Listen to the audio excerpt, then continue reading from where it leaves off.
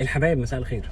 بتكلم انا ونجم شاب كده في التليفون بندردش، فجت سيره الفنان حماده هلال. فبيقول لي انا بحب حماده هلال جدا. قلت له وانا بحب حماده هلال جدا، بس انا مش عارف ليه الناس كلها مجمعه على حب حماده هلال، او الاغلبيه العظمى في الوسط يعني. فبدانا ان احنا ندور هو ليه الناس بتحب حماده هلال. فانا هقول لكم قصه حب الناس لحماده هلال. حماده هلال ربنا سبحانه وتعالى صارف له قبول لا تتخيلوه. يعني اي حد يتعامل مع حماده هلال او حتى يعني يقابله بالصدفه لازم يحبه.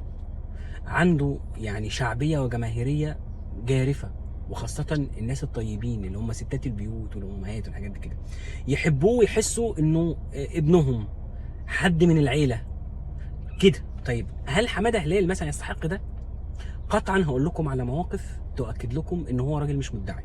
حماده هلال عمره ما كان مدعي اخلاق، ولا عمره كان مدعي طيبه، ولا كان عمره مدعي احترام. انا شفت ناس في الوسط الفني كتير جدا مدعين اخلاق واحترام بشكل لا تتخيلوه. يعني تلاقيه قبلك ويعمل لك كده ويا فندم ويا نهار ابيض شكرا جزيلا وحاجات كده، وتلاقيه يعني شيطان بدون ذكر اسماء. اقسم بالله حماده هلال واحد هو طيب بسجيته، بفطرته، ببشاشته. في يوم من الايام حمو بيكا قابل حماده هلال، فقال له يا استاذ انا بحبك وكده، عايز اصور معاك فيديو صغير كده بالتليفون انزله على التيك توك يعني. فقال له ماشي. وقف حماده هلال، الراجل حمو بيكا مسك الموبايل وراح رافعه كده وقال لي حبيبي النجم حماده هلال انتظرونا في اغنيه جديده، كليب او اغنيه دويتو هيكسر الدنيا. وراح منزله على السوشيال ميديا. الدنيا اتقلبت. في لقاء بعدها على طول مذيعه بتسال حماده هلال هو انت هتعمل كليب مع حمو بيكا ولا دويتو؟ قال لها لا. قالت له طيب ليه اصلا وقفت وخليته يصور الفيديو ده؟ فقال لها ما حبيتش ان انا اكسر بخاطره، انا اتفاجئت ان هو بيصور معايا الفيديو وبيقول انتظرونا في دويتو جديد مع حماده هلال، فانا ما حبيتش اكسر بخاطره. فقالت له رغم ان ده ممكن يضرك، يعني اصلا انت عارف ان هو هينزل ده على السوشيال ميديا قال لها ما انا ما اقدرش اقول له كده. قالت له طيب انت ممكن تعمل دويتو مع حمو بيكا؟ قال لها لا. قالت له يعني كده حمو بيكا ما بيعرفش يغني ومش مطرب؟ قال لها يا ستي انت بتخليني اغلط ليه في الناس؟ ليه بتقوليني كلام انا ما بقولوش؟ الراجل ناجح وحلو والشباب حلوين وناجحين والناس بيحبوهم، ليه خالص. بس حتى مش الفكره حمو بيكا، انا لو اتعرض عليا ان انا اعمل دويتو مع اي مطرب في الدنيا ما انا لازم افكر. مش هيجي وليد لحظه لما نتقابل وهو يرفع الموبايل ويقول انتظرونا. طول الوقت هو ما يحبش يكسر بخاطر الناس. في مره سعد الصغير عمل فيه مقلب كده، كان هو وريهام سعيد زمان، وسعد الصغير وقف في البرنامج وفضل يستفزه بشكل لا يتخيله ويقول على حماده هلال الذي لا يقال. وحماده هلال ياخد سعد الصغير بدل ما يرد عليه يعني ويضرب، لو اي حد مكانه هيضرب سعد وهيبهدله، ياخده ويقول له ايه يا سعد جرى لك ايه؟ انا مش متعود منك على كده، انت في ايه يا سعد؟ انت طبيعي سعد؟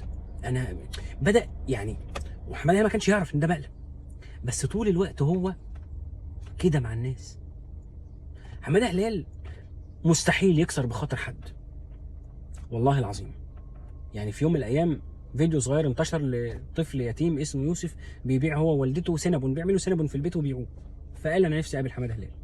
حماده هلال كان لسه خارج من التصوير بتاع المداح الجزء الرابع ده، وعايز اقول لكم مرهق ارهاق لا تتخيلوه، وعنده انزلاق غضروفي وتعبان وعنده مهام وما قعدش مع اهله. لكن اول ما سمع عن الخبر ده خد بعضه وراح للولد وقعد معاه وجبر بخاطره وساعده وقدم له مساعدات، ربنا يكون يعني يجعلها في ميزان حسناته. وطول الوقت كده. انا يعني مش هقول ان انا صديق مقرب لحماده هلال، لكن احنا نعرف بعض كويس جدا واتقابلنا كتير قوي. يمكن حتى اليومين اللي فاتوا دول اتقابلنا 3 4 مرات، في فرح ابن محمد فؤاد وفي فرح بنت مصطفى كامل، واتقابلنا يعني. والراجل بيحبني جدا، وبالمناسبه بيتابعني، هو اكيد هيشوف الفيديو ده. وانا والله العظيم عامل الفيديو ده رياء، اقسم بالله ما عايز منه حاجه، ولكن اقول ما يملي علي ضميري ولوجه الله. فالمهم قابلته فسلمت عليه، فقال لي انت شفت المسلسل؟ فقلت له بص يا حماده انا ما بحبش الماورائيات، يعني ما وراء الطبيعه والحاجات دي ما بحبهاش، بس انت ناجح ومكسر الدنيا ومسلسل ناجح. فقال لي ربنا يكبر بخاطرك. حماده هلال السنه دي فعلا كان ناجح، وكان من الثلاثه اربعه الاوائل في دراما رمضان، لكن ما تحسوش ان هو متفليم، ما تحسوش ان هو متنك، ما تحسوش ان هو يطلع يقول لك اصل انا بقى النجم انا رقم واحد خالص. بينجح في هدوء وصمت رهيب، وما يحبش حتى يقول كلمه انا ناجح ومكسر الدنيا واحسن من زمايلي علشان يعني ما يزعلهمش. تصدقوا دي اقسم بالله بينجح وهو ساكت خالص. حماده هلال النهارده نجح وكسر الدنيا في المداح 4، دلوقتي بيدور على سيناريو جديد ينجح بيه ويكمل، وعمره ما حط فشله او نجاحه او ايا كان على شماعه غيره. يعني مثلا عمل ما نجحش، مسلسل ما نجحش، يجي يقول لك ربنا مش رايد. لا يقول لك بقى اصل فلان بيحاربني، ولا اصل القصه ما اعرفش ايه، ولا مش عارف فلانه الفلانيه بتوقعني خالص. يقول لك ربنا مش رايد، ندور الخطوه اللي بعدها. نجح يقول لك ده توفيق ربنا، مش شطاره مني خالص، هو طول الوقت قدر.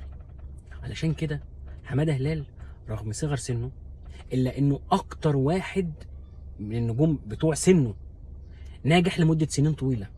حماده هلال رحله نجاحه في المزيكا وفي السينما وفي الدراما حوالي 25 سنه وهو صغير.